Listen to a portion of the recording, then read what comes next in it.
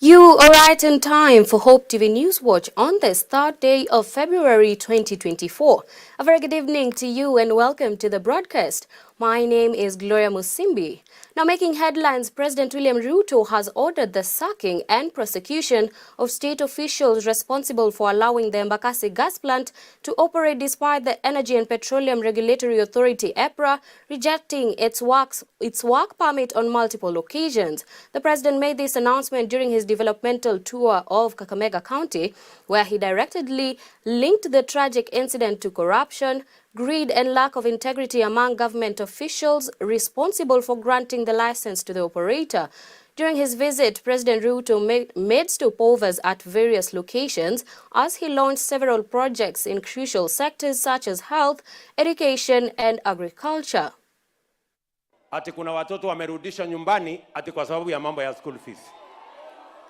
Mimi nataka niwatangazie serikali ya Kenya tumetoa 7.5 bilioni 7.5 ya kusomesha watoto wetu wa JSS. Hakuna mtu ako na ruhusa ya kuuliza pesa at school fees kwa sababu serikali imelipa.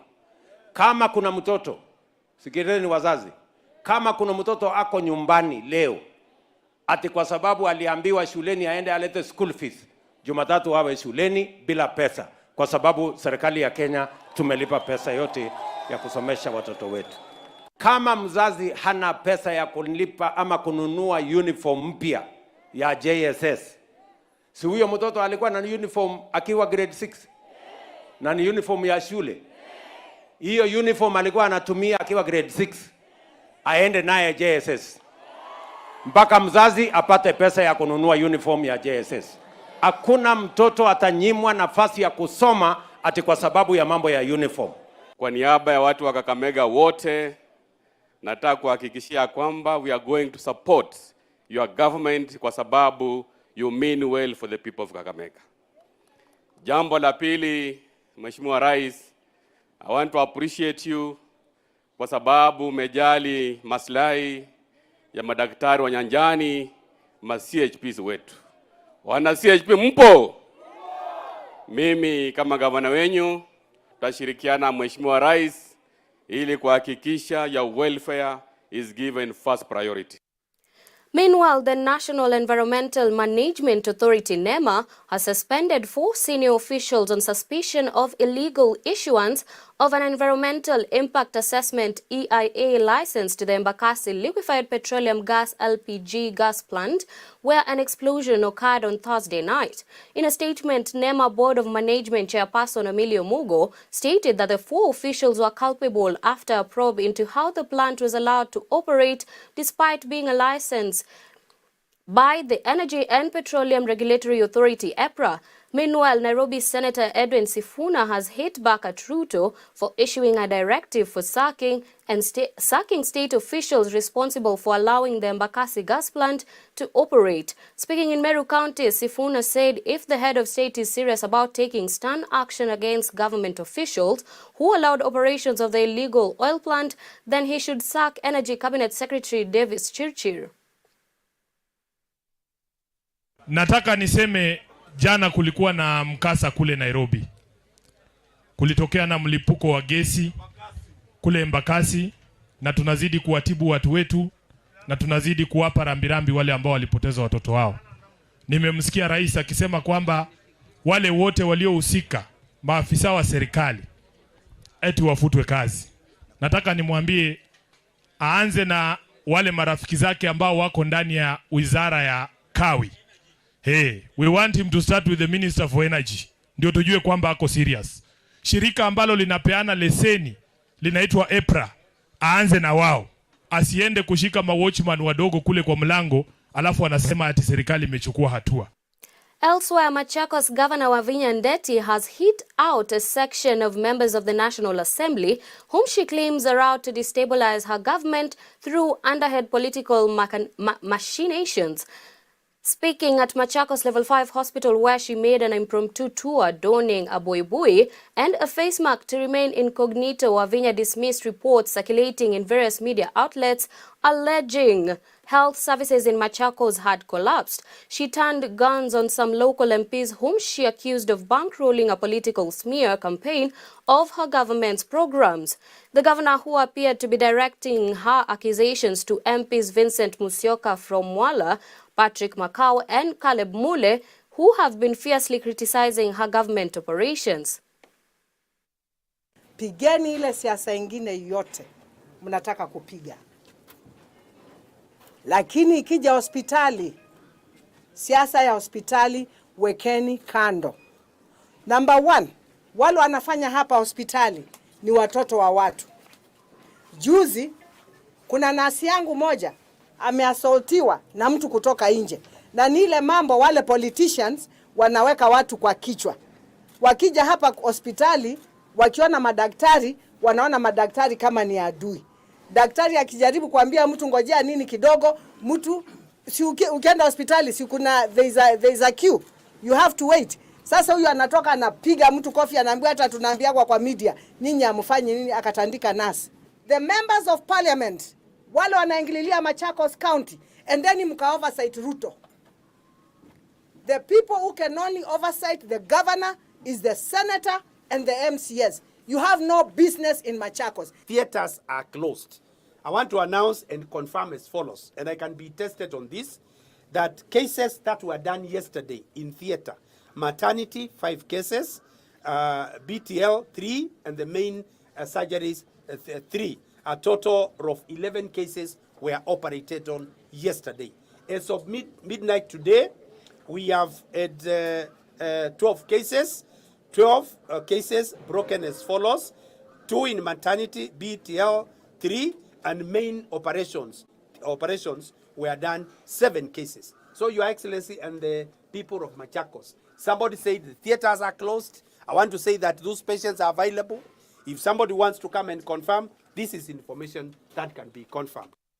And President William Ruto has commissioned the Quisero Technical and Vocational College and opened a Jitume ICT hub at the institution. The head of state said the refashioning of the country's technical institutions to lean more on ICT will ensure that they impart the youth with skills that they can smartly monetize. The president also opened a twin theatre unit at the Hamisi Sub-County Hospital in Vihiga County.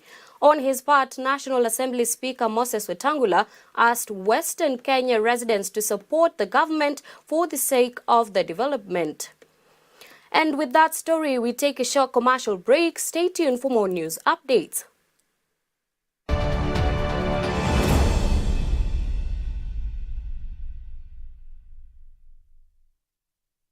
Hey, what's up? Let's go to church together. The Hope Media crew will be fellowshipping at Sitam Thika Road on Sunday, the 4th of February 2024. Here is to invite you to join us in either the first service, which begins at 8:30 a.m. to 10:30 a.m., or the second service from 11:30 a.m. to 1:30 p.m. You can also stream in live on Hope TV or on our social media pages at Hope FM Live or at Hope TV Kenya. Come meet your favorite presenters as we all gather in the presence of the Lord our God. Hope TV is where you look and live, with an excellent selection of the best Christian programming consisting of local and international content, of inspirational stories, talk shows, Bible commentary, youth, health shows, children entertainment, contemporary gospel music, extended times of worship, live broadcast, news, movies, drama, Christian ministry programs, and so much more. Hope TV is another quality service from Christ is the Answer Ministries, with over 45% of authentic and credible local content every week. Hope TV is a sister station to Hope FM, Kenya's leading Christian radio station, with footprints across the country. Tune in to Hope TV, where you look and live.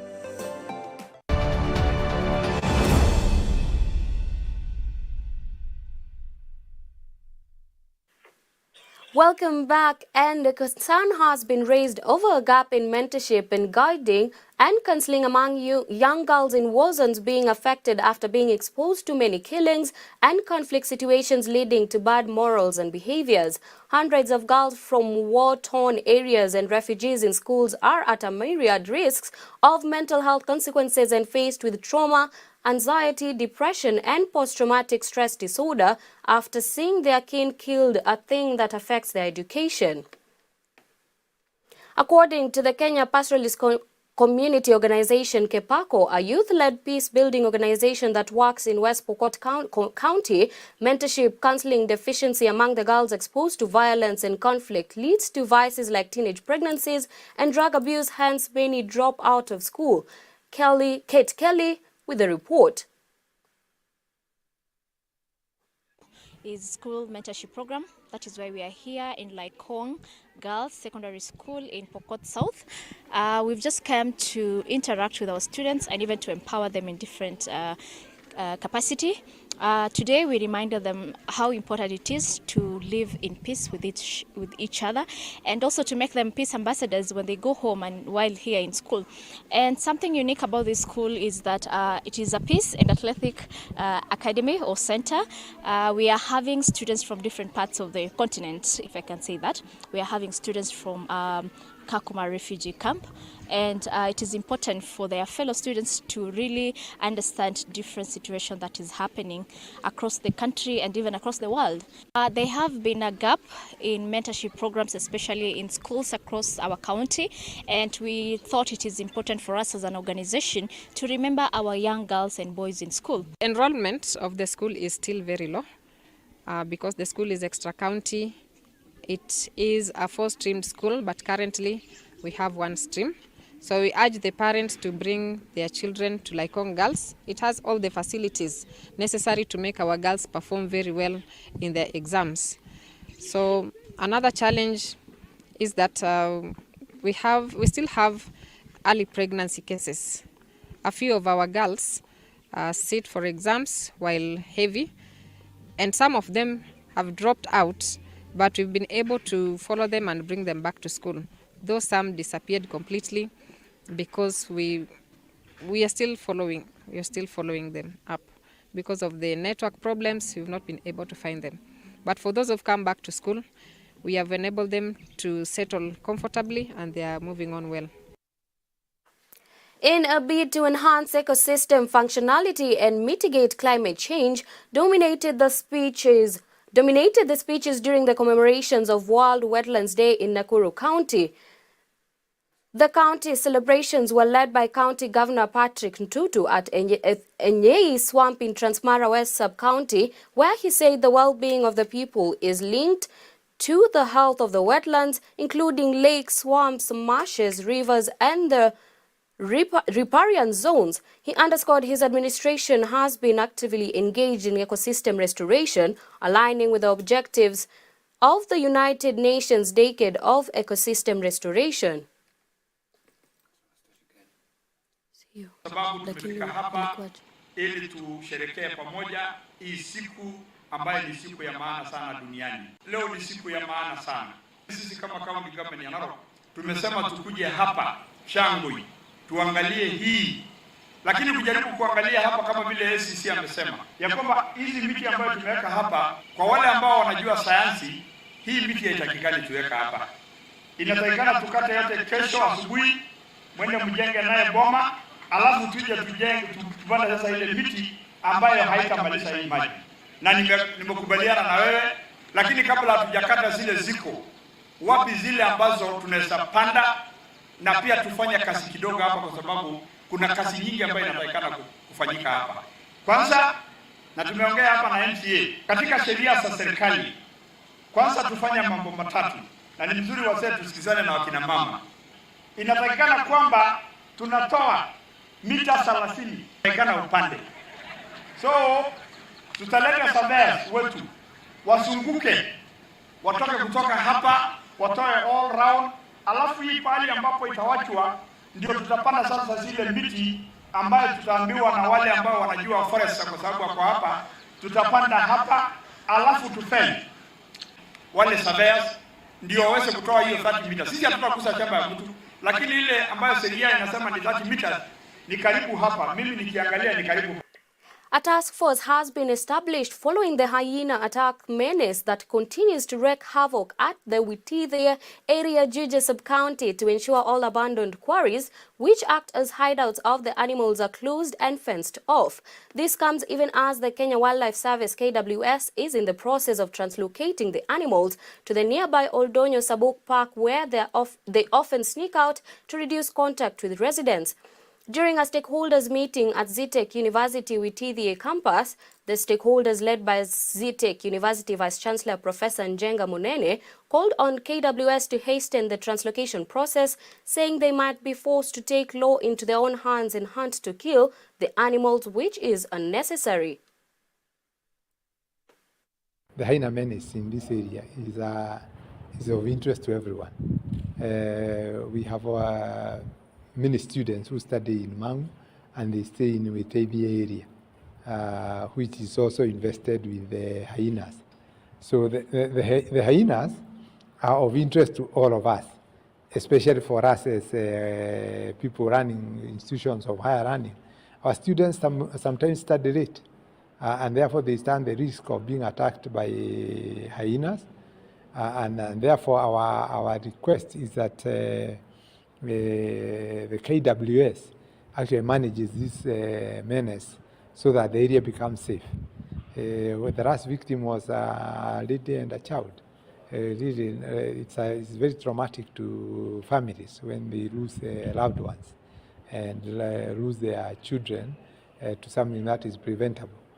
Now the issue is KWS need to take full responsibility of containing wild animals within areas where they are supposed to be in the sanctuaries. The recommendation is to come up with a specific task force that will work among others to see that the quarries, especially the abandoned quarries, which have been acting as a hostage or safe areas for these animals, are actually crossed and fenced off, so that once they have been truncated, because the process of truncating them to their abode is ongoing, this is going to now come back and hide in these areas.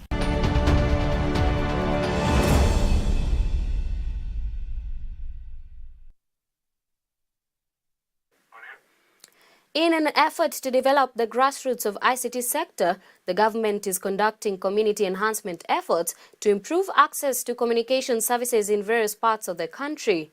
In Bungoma County, residents from Mount Elgon constituency areas, especially Kopsiro, Chepiu, Kapkurkur, Kapura, and Kongolotun, Chepkurkur, have been highly disadvantaged, facing poor mobile signals. Speaking after a meeting with various stakeholders in Bungoma County, the Principal Administrative Secretary under the Ministry of Information and Communication Technology, Eric Kiraithe, said that every Kenyan has the right to get better technological access, stating the commitment to enhancing the ICT sector in the country.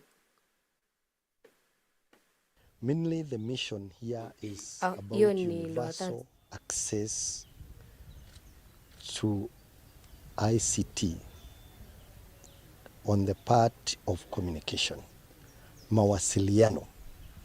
And the Communication Authority is the one charged and mandated by law to ensure that every citizen where they live is able to be reached by quality communication. And there is also they have the Universal Service Fund. That is the fund which is utilized and managed by the Communications Authority to ensure that we reach the underserved and the unserved areas. Briefly, the concept of the Universal Service Fund comes about because of liberalization of the communication sector. And therefore, if other people have got M-Pesa, they have the convenience of the e-platforms, government services. Also, the people in Mount Elgon or other marginalized areas is their right to have that service. I want to appreciate that kind of commitment that government agencies can come to have what we call follow-up on the services that they are giving to the people. Headlines on local sports news. KCB RFC defeated Kenyatta University's Black Blood 47-8 in an entertaining Kenya Cup match at the KCB Sports Club Ruaraka on Saturday afternoon. The Bankers asserted their dominance in the early stages of the game, scoring through Davis Chenge to take a 7-0 lead after a successful conversion by Lionel Ageliti. The Varsity Lads responded by scoring a penalty before Michael Kimwele added another try. Elvis Olukusi forced his way through Blood's defense to extend KCB's lead to 19-8 at the break. And with that, we come to the tail end of our news tonight. Have a blessed night. My name is Gloria Musimbi.